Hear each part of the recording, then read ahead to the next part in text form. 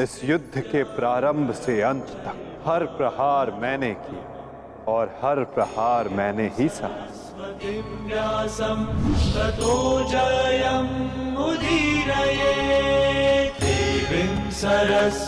धर्म स्थापना के लिए धनुष गदा खड़ग ये सब मैंने ही उठाए और इन सारे अस्त्रों का हर एक प्रहार मैंने ही सहा।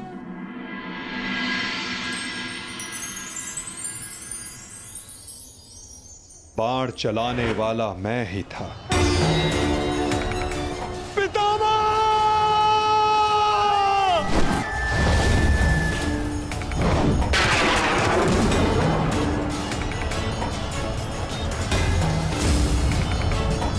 और उस बाण को अपने शरीर पर लेने वाला भी मैं ही था।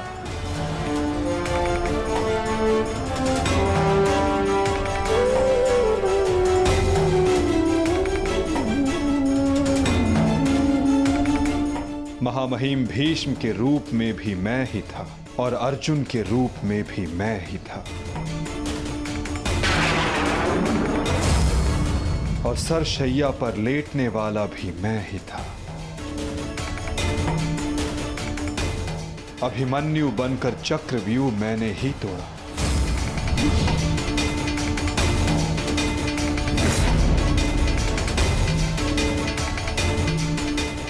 वापस आओ अभिमन्यु, लौट आओ, व्यूह में प्रवेश मत करो। विश्वास कीजिए दात्री, मैं इस चक्रव्यूह को तोड़ सकता हूं और यदि मेरा सर कट भी जाए तब भी आपका सर गर्व से उठा रहेगा।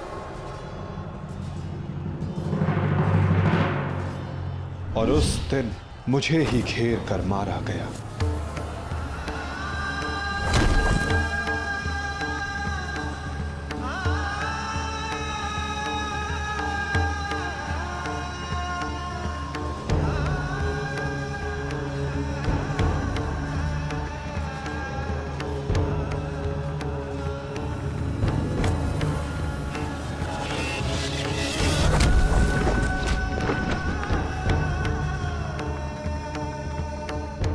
वो मैं ही था जिसने द्रोणाचार्य से कहा कि अश्वत्थामा मारा गया।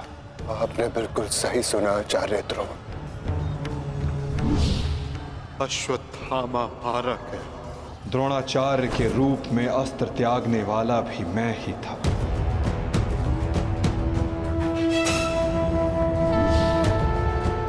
परंतु वो एक मनुष्य नहीं,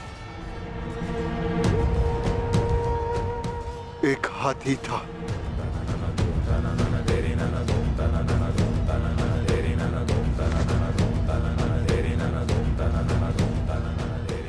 अश्वत्थामा!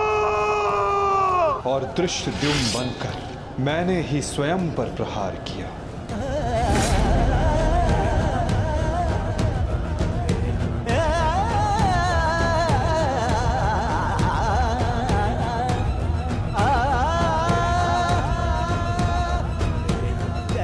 और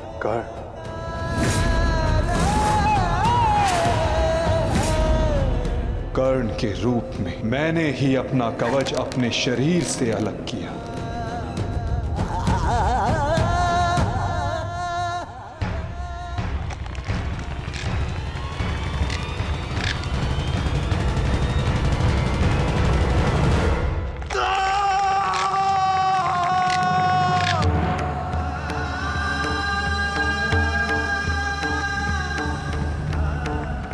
मेरे ही रथ का चक्र धंसा और मेरे ही आदेश पर मैंने ही स्वयं पर अंजलि का अस्त्र चलाया। अंगराज को मुक्त करो पार्थ, अंजलि का अस्त्र का प्रयोग करो।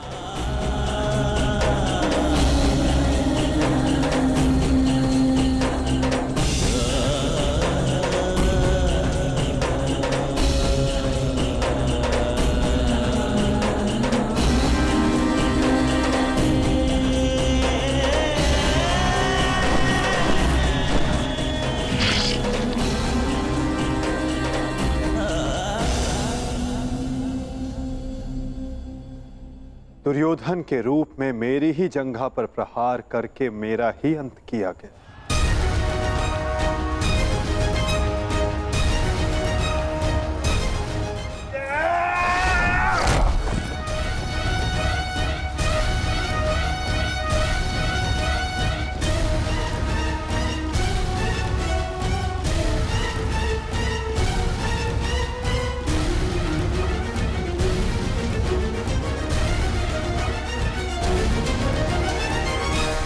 द्रुपद हो या धृष्टद्युम्न, विकोदर भीम हो या अर्जुन, सब में मैं ही था। मैं ही विजयी हुआ और मैं ही पराजित हुआ।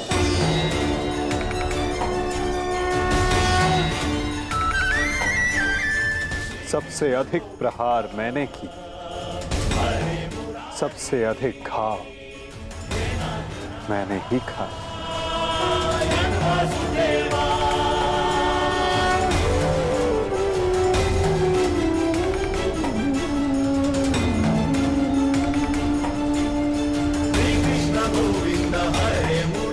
18 दिनों के इस महासंहार हर बार मृत्यु मेरी ही हुई। गिरता था जो घायल होकर रणभूमि में वो मैं ही था। अश्वत्थामा के अंगों से रक्त पीप श्वेत बनकर मैं ही युग युगांतर तक भटकूंगा। जीवन मैं तो मृत्यु भी मैं ही।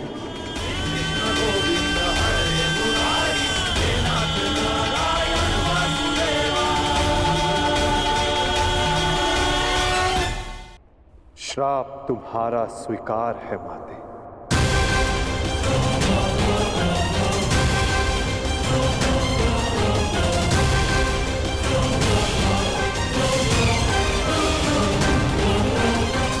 परंतु जब सब आपने किया तो ये माया क्यों मेरे वासुदेव? आप सब एक क्षण में ठीक कर सकते थे, तो फिर ऐसा आपने क्यों नहीं किया? फिर उन प्रतिज्ञाओं का क्या होता माते, जो सबने ली थी? उन अपराधों के दंड का क्या होता, जो सबने किया? उन कष्टों का पुरस्कार क्या होता, जो धर्म ने सहे? उस सीख का क्या होता, जो इस युद्ध में हुए हर मृत्यु से मानव जाति को मिले और जो संसार में प्रलय आने तक उनका मार्गदर्शन करेगी?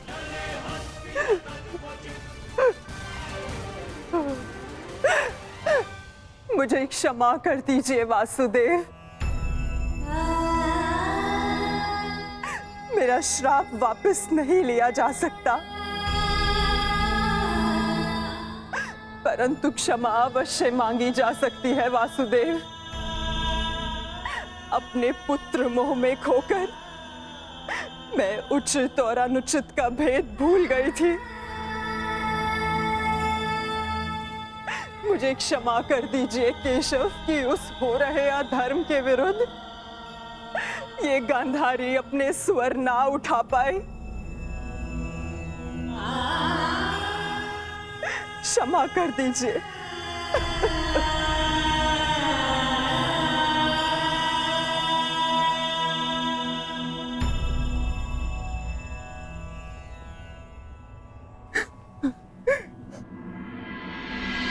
नहीं माते, किसी का अंत किसी के श्राप से नहीं होता। यदि किसी का अंत होता है तो स्वयं के पापों से।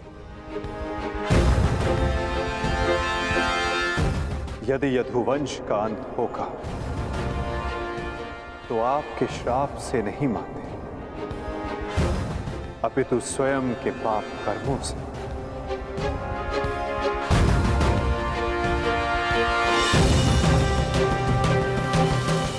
जब जब समाज में अपराध बढ़ेगा, एक महाभारत सामने आएगी। अपने ही अपनों को काटेंगे, कभी कुरुक्षेत्र में तो कभी द्वारका में।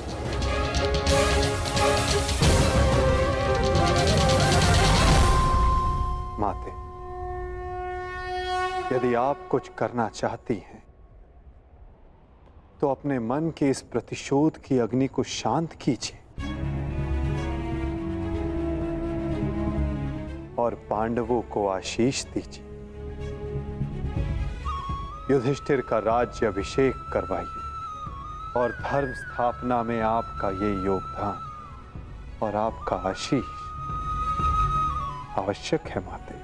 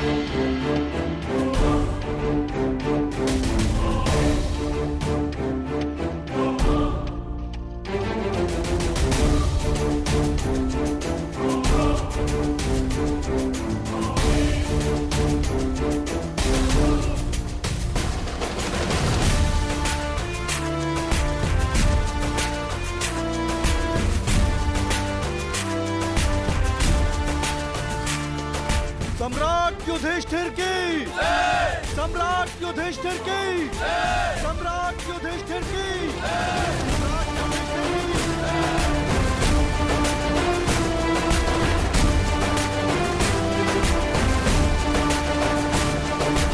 धर्मराज, केवल एक ही वीर था जो परिवर्तन के लिए अंतिम श्वास तक लड़ा।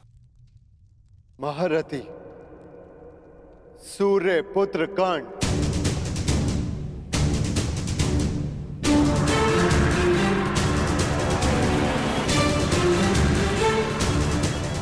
सदैव अपने ज्येष्ठ के परिवर्तन के स्वप्न का आदर और सम्मान करना धर्मराज।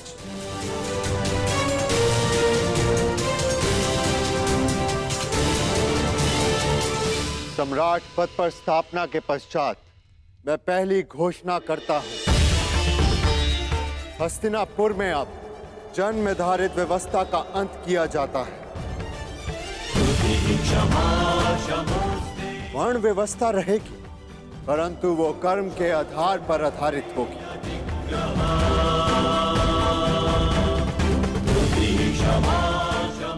सूत हो या शूद्र हो, सबको शिक्षा का समान अधिकार दिया जाएगा और योग्यता के आधार पर काम, सम्मान और समानता का अधिकार सबको दिया जाएगा।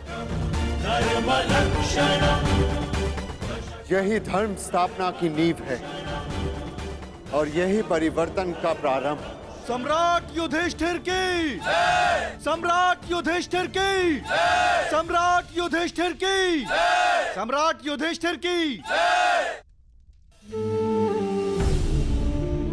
मुझे विश्वास है कि मेरे पश्चात परिवर्तन का अध्याय प्रारंभ होगा।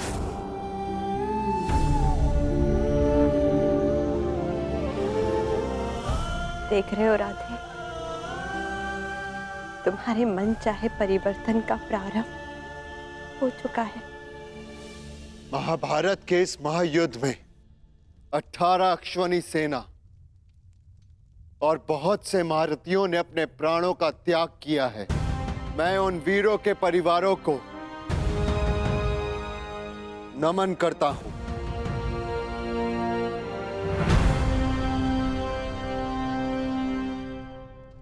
मैं सम्राट युधिष्ठिर ये आदेश देता हूं, युद्ध में सम्मिलित प्रत्येक सैनिक के परिवार को आर्थिक सहायता दी जाएगी। उनके बालकों को शिक्षा, उनके आश्रितों के लिए भरण पोषण की व्यवस्था अब सम्राट का उत्तरदायित्व है। सम्राट युधिष्ठिर की सम्राट युधिष्ठिर की सम्राट युधिष्ठिर की सम्राट युधिष्ठिर की। और भ्राता कर्ण, मुझे विश्वास है कि मैं संसार में सदा राधे कर्ण के नाम से ही जाना चाहूंगा। राधे कर्ण के द्वारा सुझाए गए प्रतिरूप के आधार पर राज्य में समानता की एक नई व्यवस्था विकसित की जाएगी।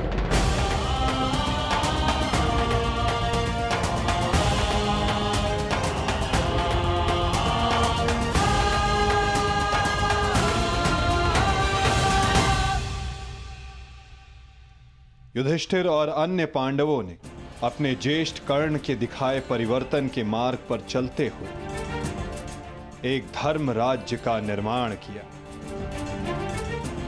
अर्जुन का लक्ष्य अब केवल एक महान व्यवस्था की स्थापना थी। 100 कौरवों का नाश कर देने वाले भीम ने भी अब निर्माण की भागदौड़ संभाल ली थी और नकुल सहदेव अपनी माता कुंती, गांधारी और बुजुर्ग हो चले धृतराष्ट्र की सेवा में लगे थे। हर ओर धर्म था, संपन्नता थी, आनंद था, परंतु अतीत से छूटा एक बाण परीक्षा बनकर भारत के भविष्य पर मंडरा रहा था।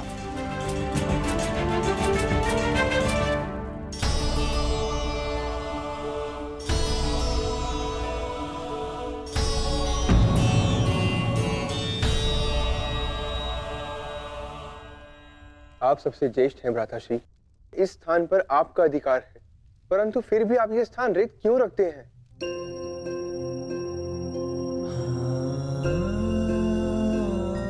नहीं नकुल, ये स्थान मेरा नहीं है। भ्राता कर्ण हम सबसे ज्येष्ठ हैं और सर्वप्रथम इस स्थान पर सिर्फ उनका अधिकार है।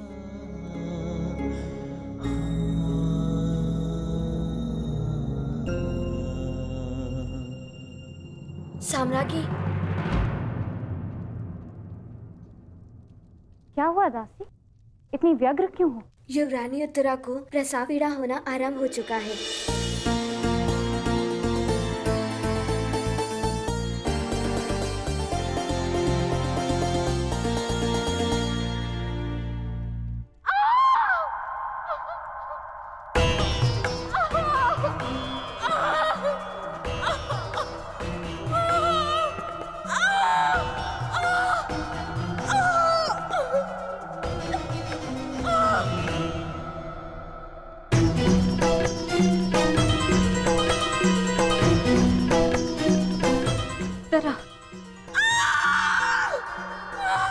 ज्येष्ठ, माता कहाँ है? माते,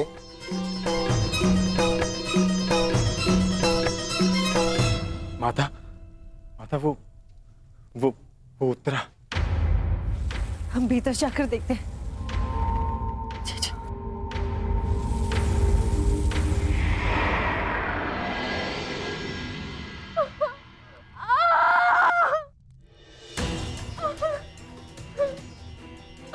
पुत्री, साहस रखो। अब और पीड़ा सहन नहीं होती माता।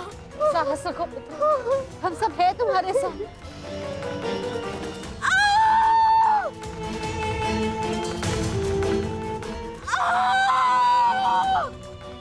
माता, प्रसव पीड़ा तो सबको होती है, परंतु उत्तरा के लक्षण गंभीर हैं।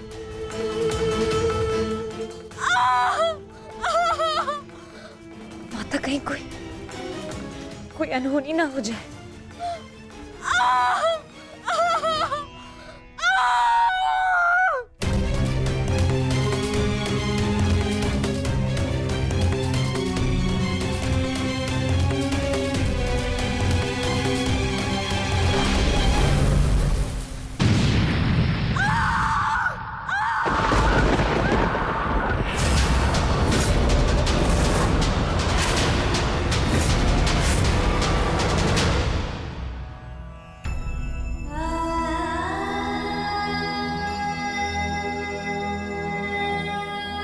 क्या अनर्थ हो गया?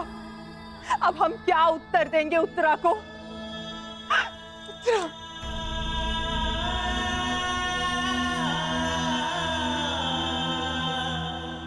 क्या अनर्थ कर दिया अश्वत्थामा ने? एक ब्राह्मण होने के पश्चात प्रतिशोध की अग्नि में वो इतना अंधा हो गया। एक शिशु पर ब्रह्मास्त्र चलाने से पूर्व उसे तनिक भी दया नहीं आई।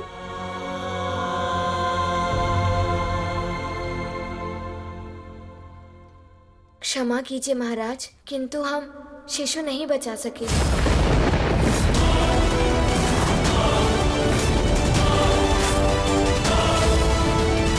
ये क्या अनर्थ हो गया?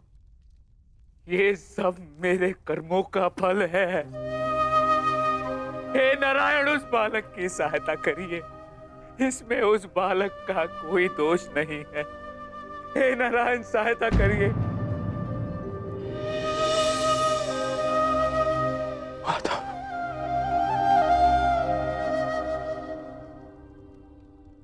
माधव, कुछ कीजिए माधव, कुछ कीजिए। मैं आपसे विनती करता हूँ, हमारे वंश के अंतिम बीज की रक्षा कीजिए, अन्यथा हमारा वंश समाप्त हो जाएगा।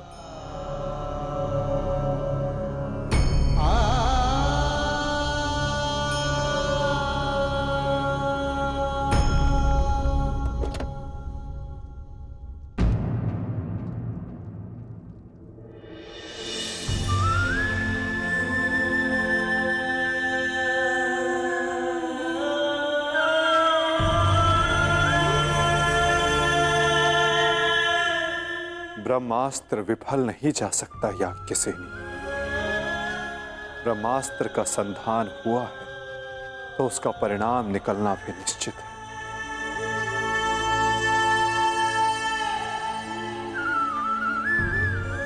क्या यही धर्म स्थापना है माधव? इस अजन्मे शिशु का क्या दोष जो इसे भी अधर्म का मूल्य अपने प्राण देकर चुकाना पड़ा?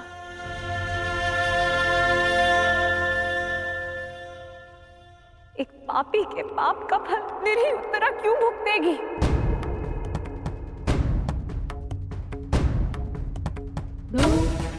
माधव, वो तो इस युद्ध में सम्मिलित भी नहीं थी, परंतु इस युद्ध में उसने अपना सब कुछ खो दिया। अपने पिता, अपना भाई, अपना पति और अब अपना पुत्र।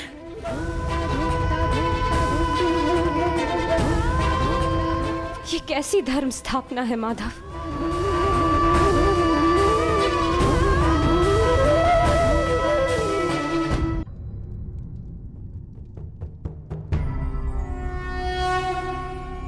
यदा यदा हि धर्मस्य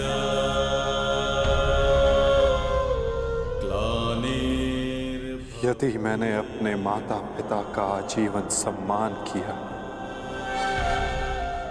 यदि मैंने अपने गुरु की गुरु दक्षिण संपूर्ण मन से दी, यदि मेरे जीवन का हर कार्य का उद्देश्य शुभ रहा है,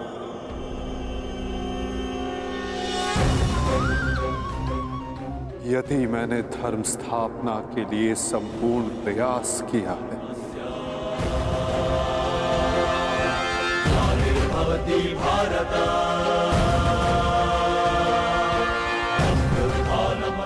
तो ये बालक अभी और इसी क्षण श्वास ले।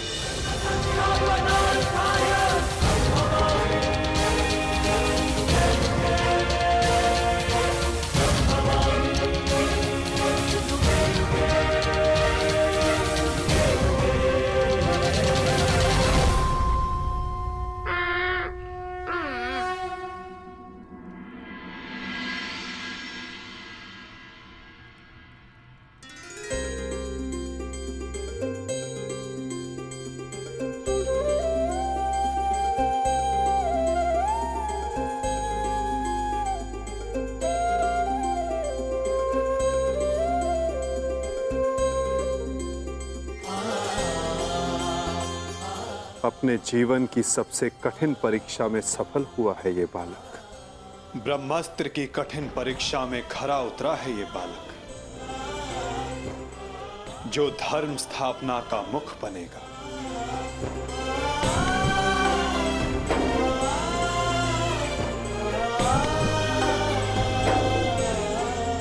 परीक्षित।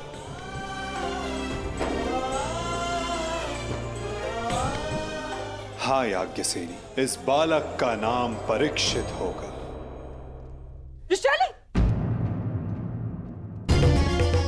विशाली! विशाली? विशाली, पुत्री विशाली!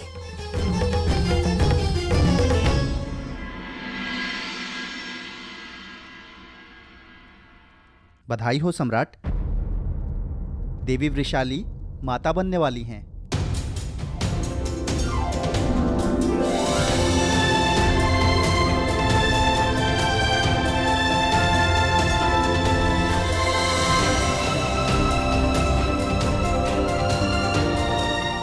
प्रभु को कोटि कोटि धन्यवाद।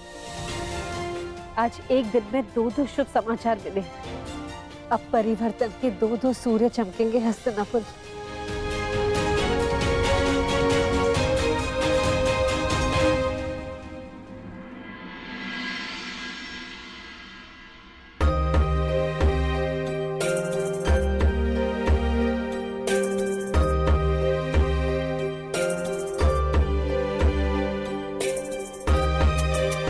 परिवर्तन का नया युग प्रारंभ हुआ है वृषाली।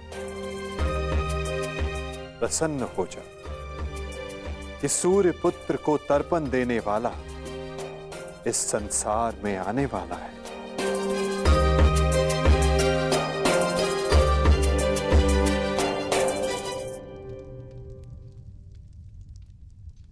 अब आप सब मुझे आज्ञा दीजिए। नहीं माधव, इतनी शीघ्रता की क्या बात है? परीक्षित के 6वें संस्कार तक रुक जाइए। द्वारका प्रस्थान करने का समय आ गया है पार्थ। क्या हुआ माधव? सब ठीक तो है ना?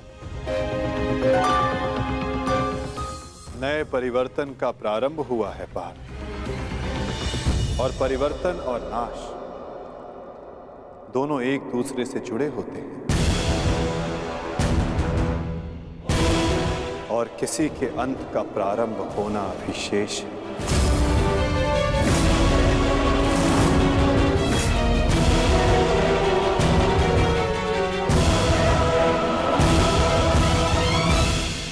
बचाओ बचाओ बचाओ!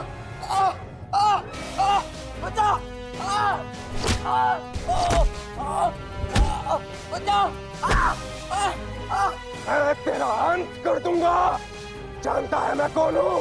मैं हूँ इस द्वारिका का भविष्य। सांब!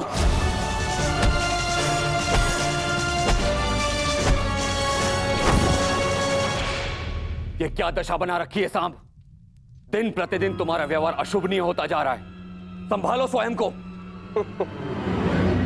ताऊ श्री, मुझे समझाने से पूर्व अपने छलिया भ्राता को समझाइए, जिसने बिना अस्त्र शस्त्र उठाए मेरे ससुर के कुल का नाश कर दिया। क्या वो शोभनीय था? अपने पिता के लिए ऐसा भाव पाप है। पाप तो आपके भ्राता ने किया है, मैं तो केवल मदिरा पान कर रहा हूं।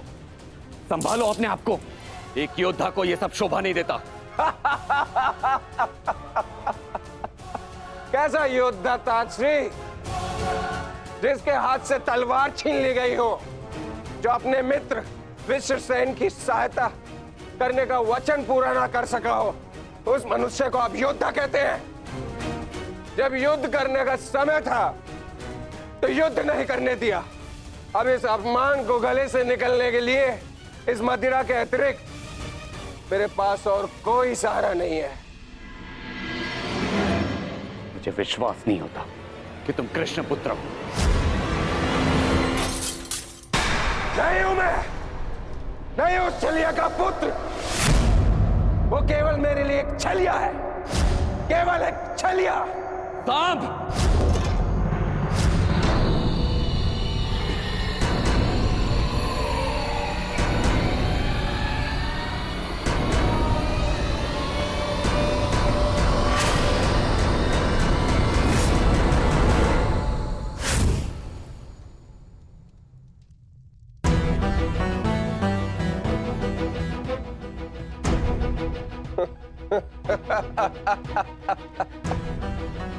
आइए आइए आइए द्वारिकाधीश, आइए। स्वागत है आपका, स्वागत है।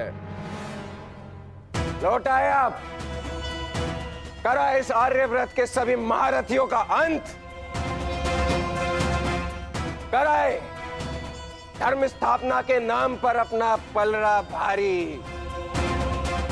अब अरे अच्छी, आप देख क्या रहे? स्वागत नहीं करेंगे इनका? इतना महान कार्य पूर्ण करने के पश्चात आज लौटे हैं। आज तो राजभवन में उत्सव होना चाहिए। पांचाल, काशी, मगध, छेदी, सभी महाजनपदों के महान शासकों का अंत करवा डाला, सिर्फ धर्म स्थापना के नाम पर। अब क्या बचा पूरे भारतवर्ष में? पूरे भारतवर्ष में सिर्फ दो महान राज्य। पहला द्वारिका, दूसरा हस्तिनापुर। और हस्तिनापुर का महान शासक धर्मराज युधिष्ठिर पहले से ही अपने चारों भाइयों के साथ इनके तलवे चाटता है।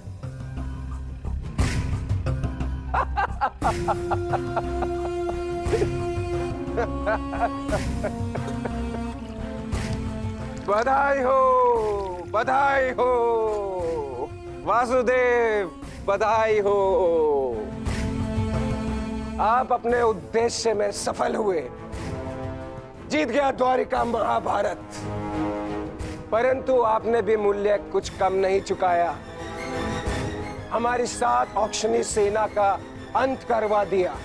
क्या मिला आपको हमारे वीर सैनिकों का अंत करवा कर? क्यों किया आपने?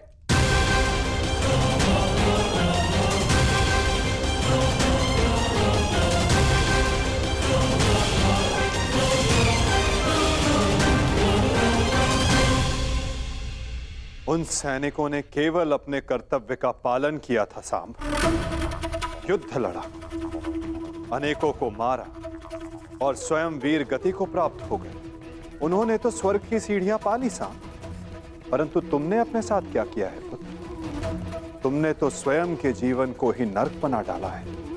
तुमने वचन दिया था ना दुर्योधन और लक्ष्मण को कि महाभारत के युद्ध में तुम नारायणी सेना का नेतृत्व करोगे। तो क्यों नहीं बचाया अपनी सेना को? क्यों छोड़ आए अपने मित्र को अकेला युद्ध में? क्यों साथ नहीं दिया अपने मित्र का साथ? केवल अपने प्राण बचाने के लिए? यदि मैं अपने मित्र की सहायता नहीं कर सका तो केवल आपके कारण। आपने रोका था मुझे। मैंने तुम्हें रोका नहीं था साम, केवल विकल्प दिए थे। विकल्प यार में आपने मुझे भयभीत किया था। भयभीत नहीं किया था साम, मैंने केवल तुम्हें यदुवंशी के नियम स्मरण करवाए थे कि यदि नारायणी सेना परास्त होती तो उसके साथ नारायणी सेना का सेनापति अपनी उपाधि खो देता है। विकल्प मैंने अर्जुन और दुर्योधन को भी दिए थे। दुर्योधन ने युद्ध करना चुना और अर्जुन ने धर्म स्थापना, और तुमने युद्ध में भाग ना लेना चुना साम।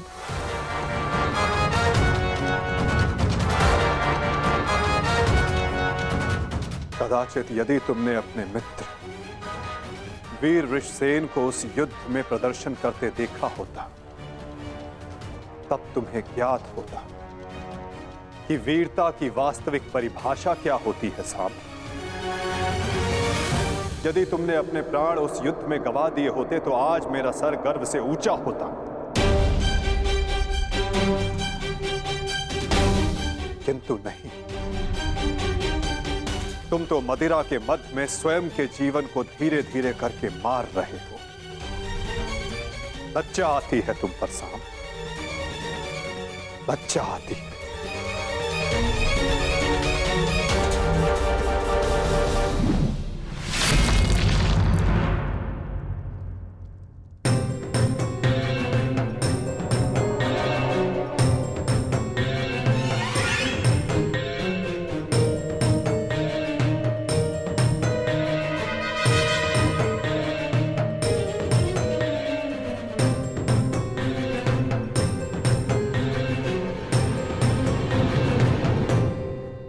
प्रणिपात पिताश्री।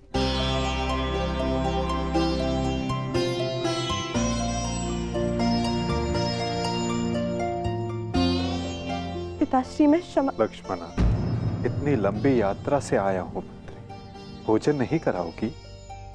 जी पिताश्री।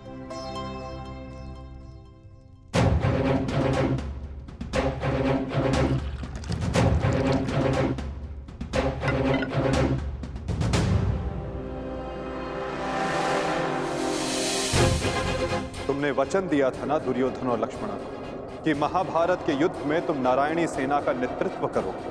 क्यों छोड़ आए अपने मित्र को अकेला युद्ध में? क्यों साथ नहीं दिया अपने मित्र का साथ? केवल अपने प्राण बचाने के लिए? यदि तुमने अपने प्राण उस युद्ध में गवा दिए होते तो आज मेरा सर गर्व से ऊंचा होता। लज्जा आती है तुम पर साम, लज्जा आती है। अपने क्रोध को शांत करो साम। कैसे करूं मैं खुद को शांत? पिता होकर सदैव मेरा मस्तक दूसरों के सामने झुकाता है, और आज भी तो यही किया उन्होंने। लाओ मुझे दो मित्र।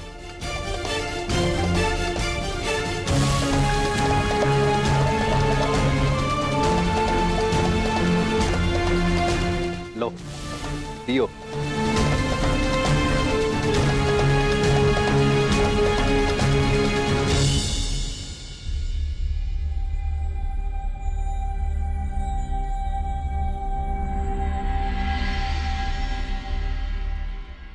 भोजन आराम कीजिए पिताश्री।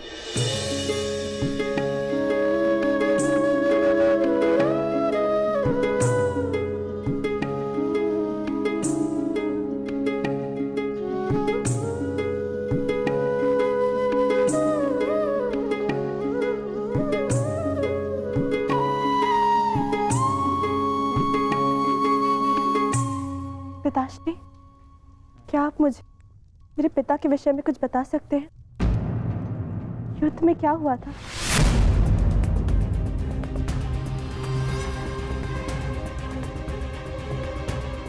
निसंदेह तुम्हारे पिता एक वीर और कुशल योद्धा थे पुत्र। और उन्होंने युद्ध में अलौकिक साहस दिखाया। निश्चित रूप से तुम्हारे पिता से बड़ा गदाधारी इस संसार में और कोई नहीं था पुत्री।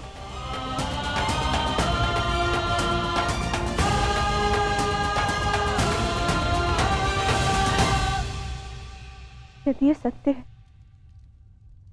तो उन्हें ये संसार छोड़ के क्यों जाना पड़ा पिताश्री? हमारे कर्म और हमारे चयन हमारी नियति निर्धारित करते हैं। कुछ भावों में और कुछ वस्तुओं में अधर्म का वास होता है।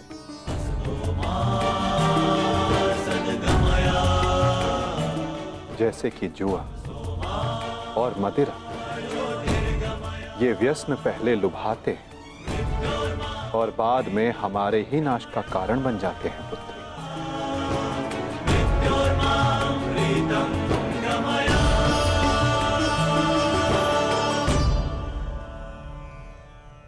लो मित्र, पियो।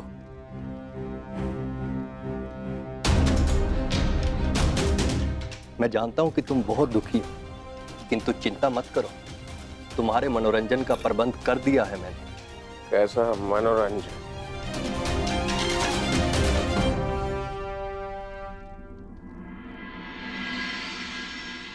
लक्ष्मणा, सदैव स्मरण रखना पुत्री, जब जब मनुष्य पर मद और जुए का प्रभाव बढ़ेगा,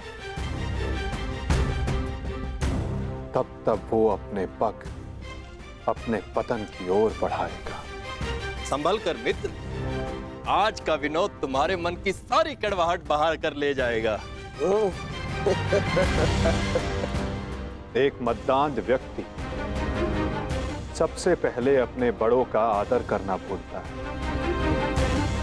उनका अपमान करता है, उनका उपहास बनाता है और उसके पश्चात वहीं से उसका अंत।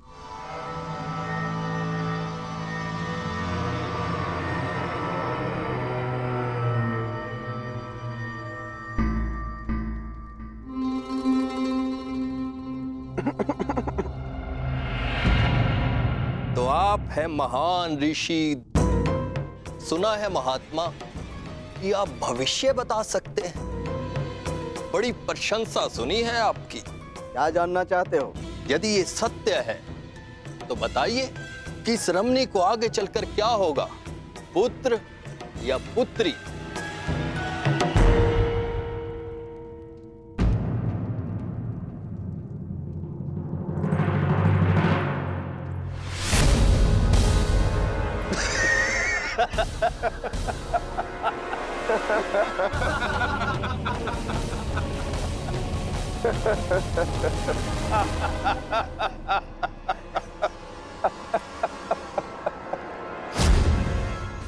और समय बताना मत भूलिएगा महाराज।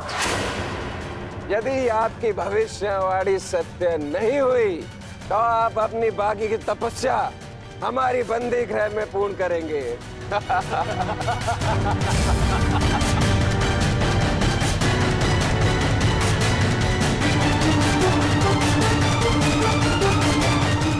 कौन क्यों है महाराज? बताइए, मेरी कोख से क्या जन्म लेगा? मदिरा के मद ने तुम्हारे भीतर के मानव को सुला दिया है मूर्ख। अब तुम केवल उस मूसल की भांति हो जिसमें कोई भावना नहीं होती। वो किसी भी वस्तु पर पड़ता है तो उसे कुचल देता है। ये लीजिए पिताश्री, ये हलवा मैंने विशेष रूप से आपके लिए बनाया है।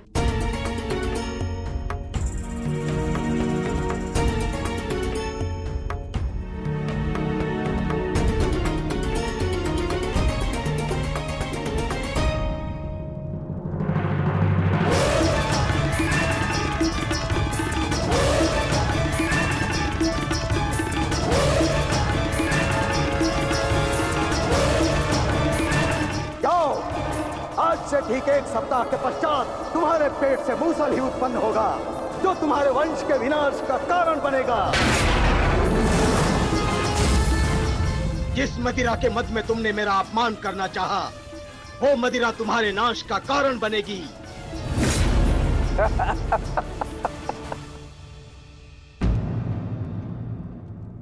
क्या हुआ पिताश्री? आप रुक क्यों गए? क्योंकि जिसे रुकना चाहिए था वो नहीं रुका। लगता है तुम्हें हमारे बंदी गृह के दर्शन करने की उत्सुकता कुछ अधिक है, इसलिए तुमने हमारा अपमान करने का दुस्साहस किया। पहले वासुदेव और अभी तुम। मैं तुम्हें जीवित नहीं छोड़ूंगा।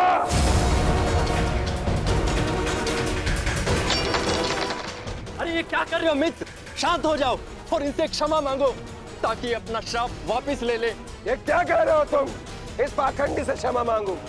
ये एक पाखंडी है। भला कभी किसी पुरुष के कोख से कुछ जन्मते हुए देखा है?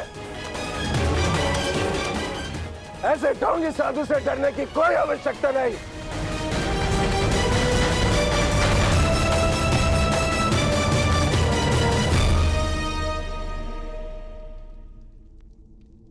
जो अब तक नहीं हुआ साम, वो अब होगा। साधुओं का श्राप व्यर्थ नहीं जाता।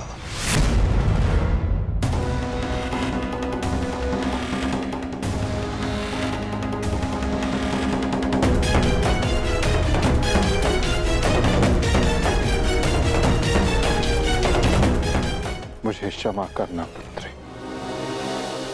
कदाचित मैं तुम्हें कह सकता सदा सौभाग्यवती भव।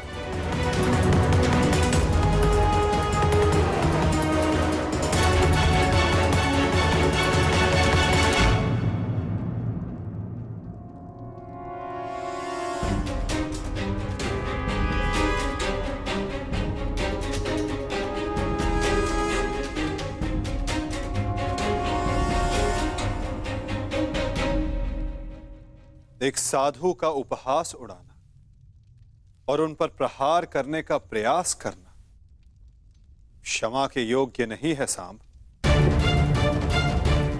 आपने तो सृष्टि के सभी महारथियों और अनेकों सैनिकों का वध करवाया। क्या वो क्षमा के योग्य है?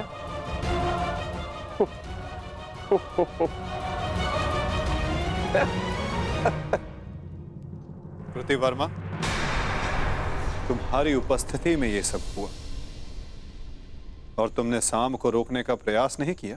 क्षमा चाहता हूं वासुदेव, हम तो केवल विनोद करना चाहते थे। मुझे अनुमान भी नहीं था कि बात इतनी आगे तक बढ़ जाएगी।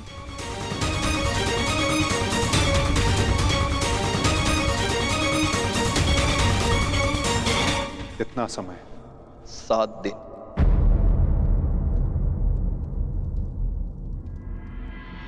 सात दिन बाद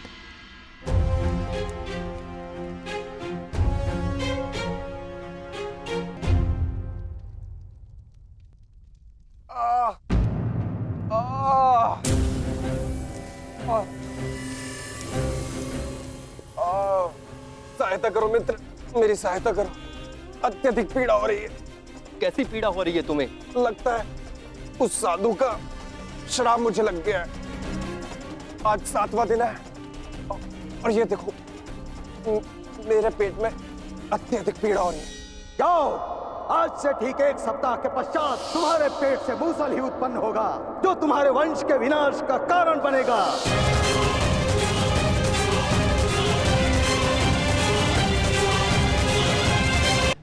लगता है उस साधु का श्राप मुझे लग गया है। आज 7वां दिन है और ये देखो मेरे पेट में अत्यधिक पीड़ा हो रही है। जाओ, आज से ठीक 1 सप्ताह के पश्चात तुम्हारे पेट से मूसल ही उत्पन्न होगा जो तुम्हारे वंश के विनाश का कारण बनेगा।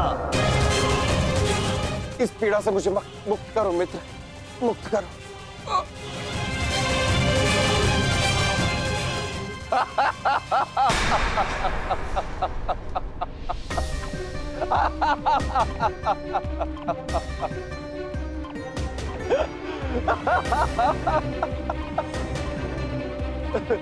तुम कितने बड़े मूर्ख हो मित्र।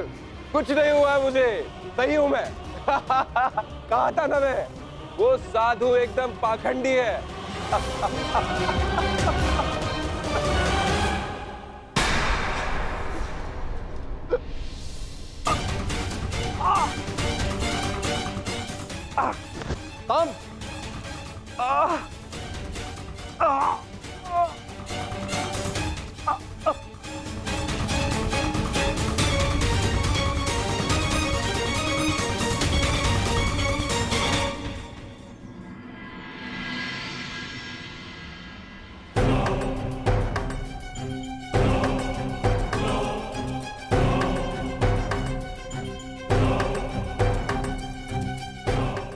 बड़ी विचित्र घटना घटी है वासुदेव। कुमार साम के शल्य चिकित्सा के पश्चात उनके पेट से ये मूसल निकला है।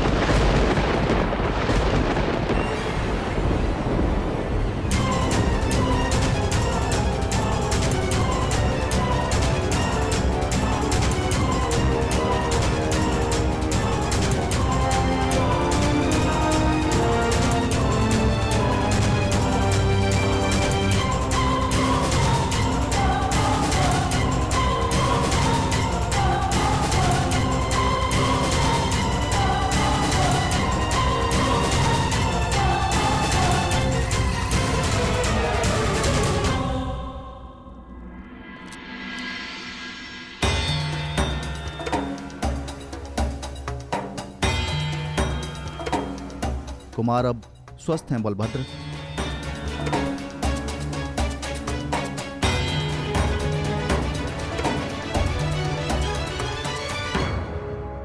देख लिया, ये उस श्राप का नहीं, ये तुम्हारे अहंकार और तुम्हारे मदिरापान का फल है। ये श्राप तो केवल एक निमित्ता है।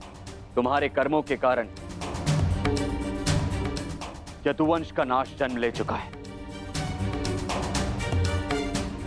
यदि मदिरा के मद में तुमने एक महात्मा का अपमान ना किया होता तो आज तुम्हारी यह दशा ना होती।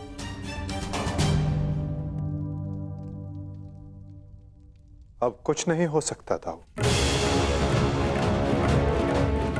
मनुष्य को अपने कर्मों का फल मिलता ही है,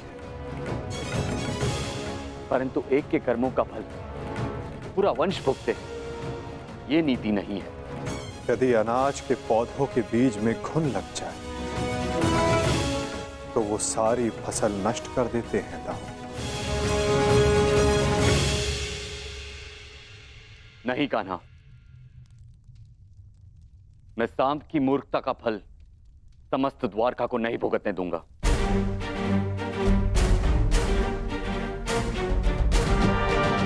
आप इस मूसल का क्या करेंगे दाऊ? श्राप था कि मदिरा पान के कारण द्वारका का नाश होगा। मैं आज ये घोषणा करता हूं कि समस्त द्वारका में किसी भी प्रकार का मद्य का उत्पादन, सेवन या बिक्री वर्जित है।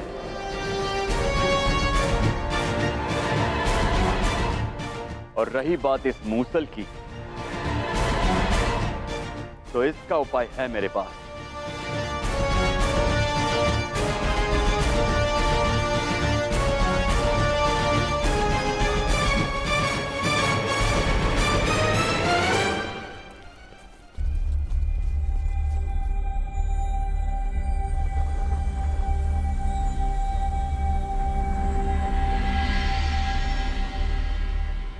आपके आदेशानुसार मूसल की भस्म बना दी गई है बालभद्र। इसे द्वारका के समुद्र तट पे बहा दो।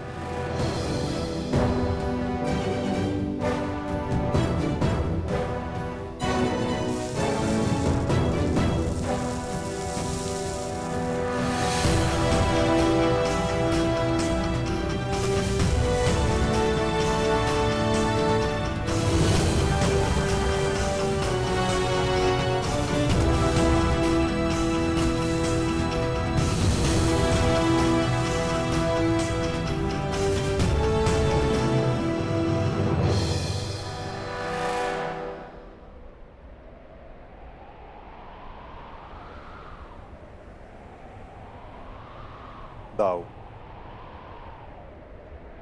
हमारे कर्म ही हमारी नियति निर्धारित करते हैं, केवल सांब के कर्म ही नहीं। कुछ श्राप हैं। मैं तुम्हें श्राप देती हूँ कि जिस प्रकार तुमने मेरे कुल का अंत किया है, उसी प्रकार तुम्हारे कुल का अंत भी होगा। और कुछ पाप भी जो द्वारिका की नियति बनाएंगे। चक्रवात से घर के धराशायी होने का भय हमेशा रहता है कृष्णा। इसका अर्थ ये नहीं कि मनुष्य अपने घर की नींव सुदृढ़ ना करे।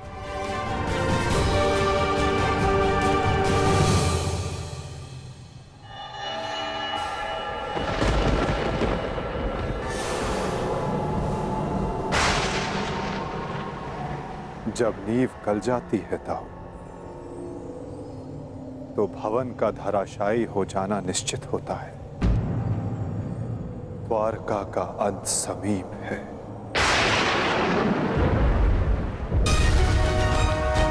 नहीं कान्हा, मेरे रहते हुए ऐसा नहीं होगा।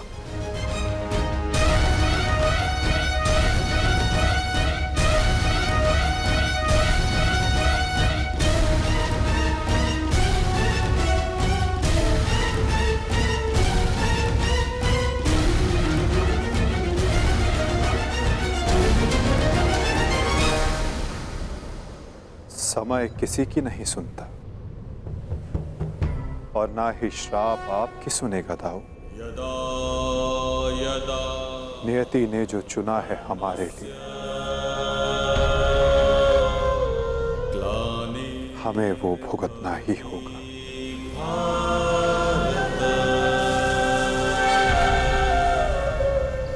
अभ्युत्थानम् अधर्मस्य तदात्मानं सृजाम्यहम्।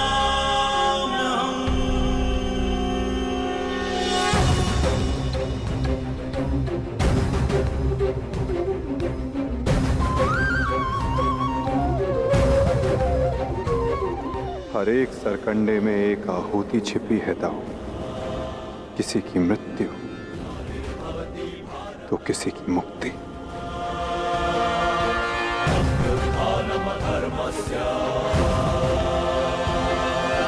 तदात्मानं सृजाम्यहम्।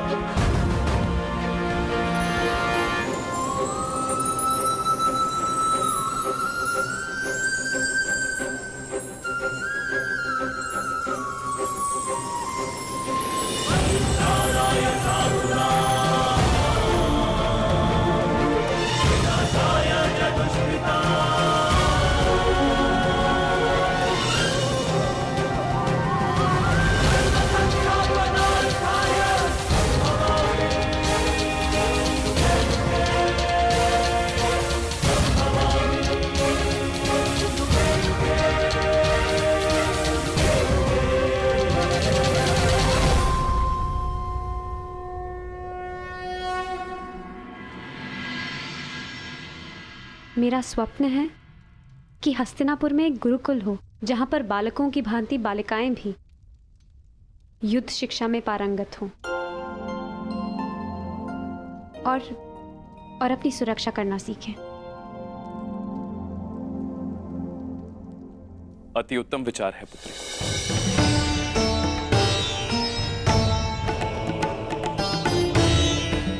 प्रणिपात, प्रणिपात, प्रणिपात।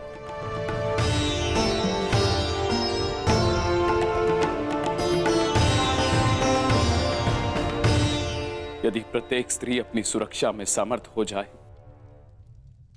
तो कोई भी पुरुष उस पर अत्याचार नहीं कर पाएगा। यदि वो अबला से सबला बन जाए तो ना ही कोई चीरहरण होगा और ना ही कोई महाभारत होगी।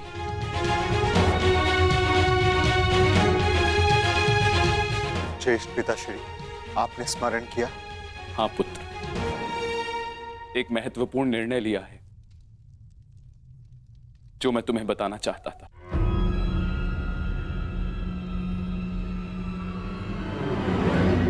गांधारी, जीवन का हर चरण देख लिया पुत्रों, परंतु अब वानप्रस्थ करके संन्यास ग्रहण करने का समय आ गया है।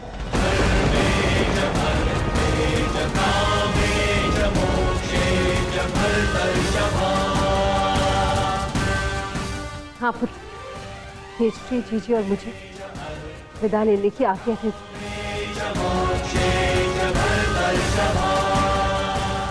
प्रस्थान? किंतु अचानक ऐसे? क्या हुआ माता? कोई समस्या हुई है या हमसे कोई भूल हुई है जिससे आपको कष्ट पहुंचा है? नहीं पुत्रों, तुमने और द्रौपदी ने अपना कर्तव्य कुशलता से पूर्ण किया है और अब हमने निर्णय लिया है कि हम तीनों वानप्रस्थ के लिए प्रस्थान करें।